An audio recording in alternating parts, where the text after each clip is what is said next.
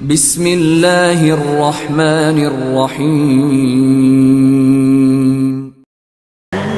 Qala Rasulullah sallallahu alaihi wasallam, bersabda Rasulullah sallallahu alaihi wasallam fi marwahu Abu Sa'id Al-Khudri, pada hadis yang diriwayatkan oleh sahabat Abu Sa'id Al-Khudri radhiyallahu taala anhu, qala, beliau menyampaikan, qala Rasulullah sallallahu alaihi wasallam bersabda, lihat kalimatnya, bima makna, lihat, saya langsung ke ujung hadisnya saja karena ini cukup panjang sekali. Hatta idza khalasal muslimuna, hatta idza khalasal mu'minuna minan nar, sampai ketika orang-orang beriman diselesaikan urusannya dari neraka, maksudnya hisab. Ya, saat dihisab dan dipisahkan nih, orang beriman semua sudah masuk surga, siap masuk surga semua. Ya. Yang buruk-buruk masuk neraka, dah masuk ke neraka. Jadi kalau amalan anda misalnya 50,001%, masya Allah, maka anda masuk ke dalam surga insya Allah. Lebih banyak amal baiknya. Tapi kalau amalan jelek anda misalnya 50,001%, amal baiknya 49,99, masuk ke mana? Ke neraka. Walaupun cuma 0,01%. Yang jadi masalah sekarang 50%, amal baik 50, amal jelek 50. Masuk ke mana? Taib. Nah itu belum ke surga dan tidak ke neraka. Lihat kalimat saya, belum ke surga, tidak ke neraka.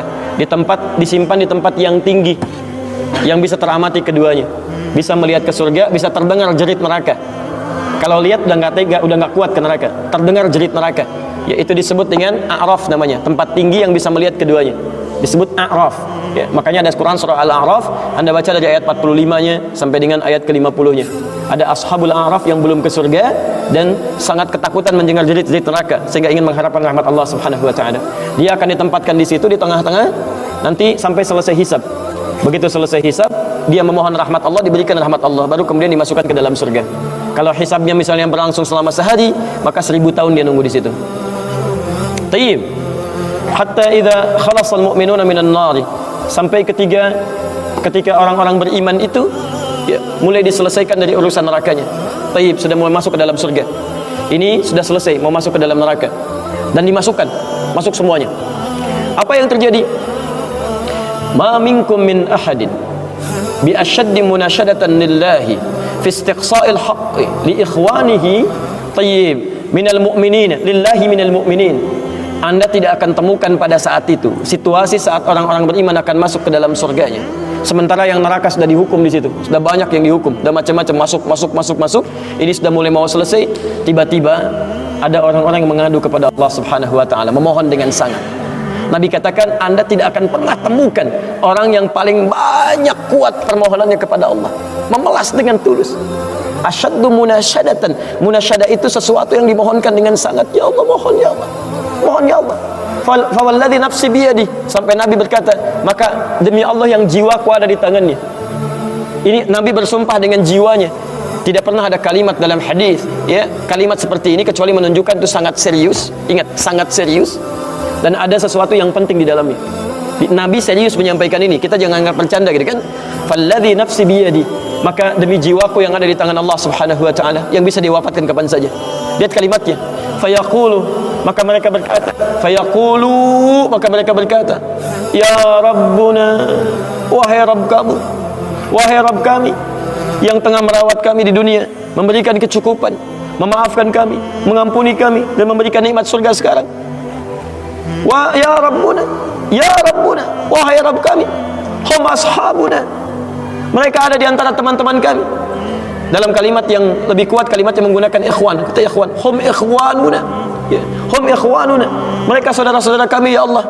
Hum yasumuna ma'ana, ada orang-orang yang berpuasa bersama kami saat di dunia. Yusalluna ma'ana, kanu yusalluna ma'ana, mereka salat bersama kami saat di dunia. Jadi tiba-tiba ada sekelompok ikhwan yang datang kepada Allah, yang kehilangan saudaranya. Kok nggak ada di surga gitu kan? Ketika dia mau berangkat, padahal dua punya cita-cita yang sama dan sebagainya, tapi karena bekalnya tidak cukup, sebagian ada yang masuk ke dalam neraka. Tiba-tiba mengatakan kepada Allah dengan permohonan yang sangat, ya Allah, saya kehilangan saudara saya. Ya Allah, saya kehilangan saudara saya. Ya Allah, dulu kami puasa sama-sama. Ya Allah, dulu kami sholat sama-sama. Ya Allah, dulu kami ibadah sama-sama. Ya Rabb, kami tidak temukan dia di sini. Ya Allah, mohon, terus mohon. Sampai ketika puncak pada permohonannya, tiba-tiba Allah berfirman, akhriju man araftum. Hei para malaikat, keluarkan orang yang dikenali oleh orang-orang ini, yang disebutkan tadi. keluarkan mereka dari neraka. Tiba-tiba dikeluarkan. Bertemulah orang-orang ini dengan temannya.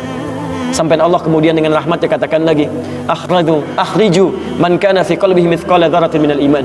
Keluarkan sampai yang ada titik terkecil iman dalam hatinya, keluarkan dari neraka. Bahkan hadis ini ada di Al-Bukhari nanti, ya ada di Al-Bukhari nomor hadis ke-14, posisi paling kiri sebelah bawah, ya, tayyib. Sampai mereka kemudian dikeluarkan dalam keadaan gosong, sudah mulai terbakar habis dan dimasukkan ke dalam surga kemudian. Setelah selesai hisabnya di dalam nerakanya, dikeluarkan dari situ. Jadi ada orang-orang yang dengan syafaat temannya bisa keluar dari neraka, masuk ke dalam surga. Ada yang sama sekali tidak membantu itu. Ya, dosa-dosa yang begitu besar tidak bisa keluar dan kekal dia di dalam neraka. Walaupun dia merasa beriman kepada Allah, tapi digugurkan keimanannya dengan ibadah-ibadah yang melanggar ketentuan Allah, seperti syirik dan sebagainya.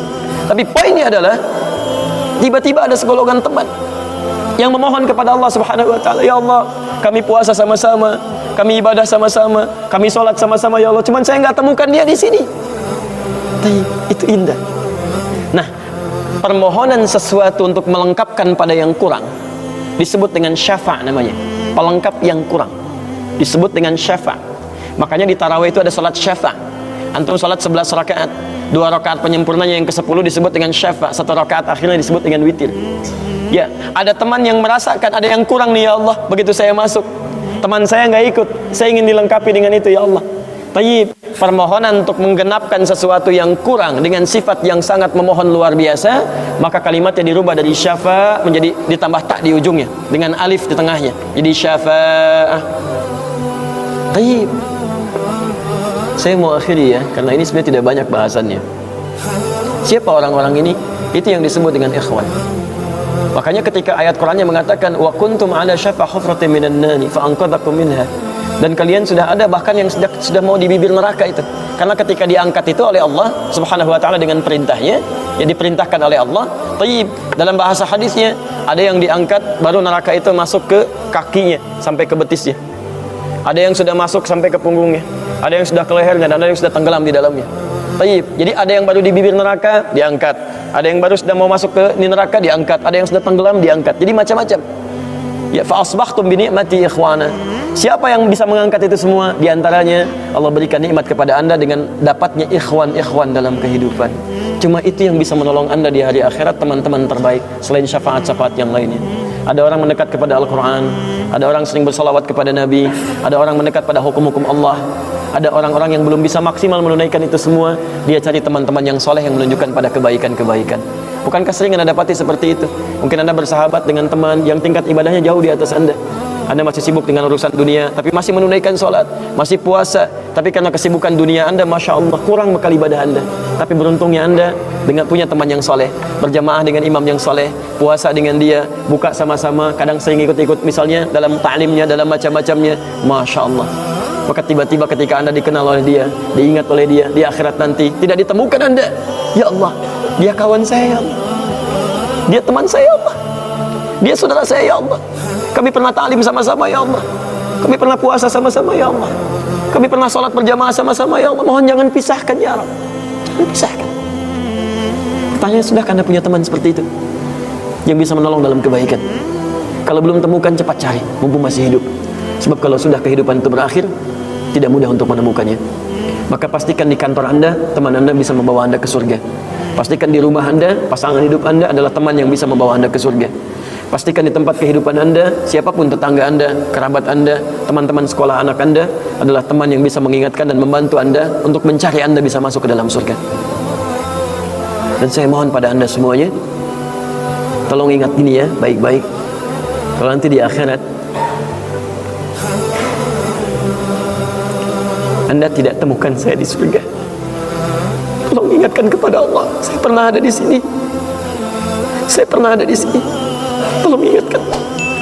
Kalau antum di akhirat nanti tidak temukan saya di surga, tolong ingatkan, ya Allah, mohon ya Allah. Tadi Hidayat pernah mengajar saya dan mengingatkan saya di sini. Ya. Subhanakallahumma wa bihamdika asyhadu an la ilaha illa anta astaghfiruka wa atubu ilaik. Wa akhiru da'wana alhamdulillahi rabbil alamin. Assalamualaikum warahmatullahi wabarakatuh.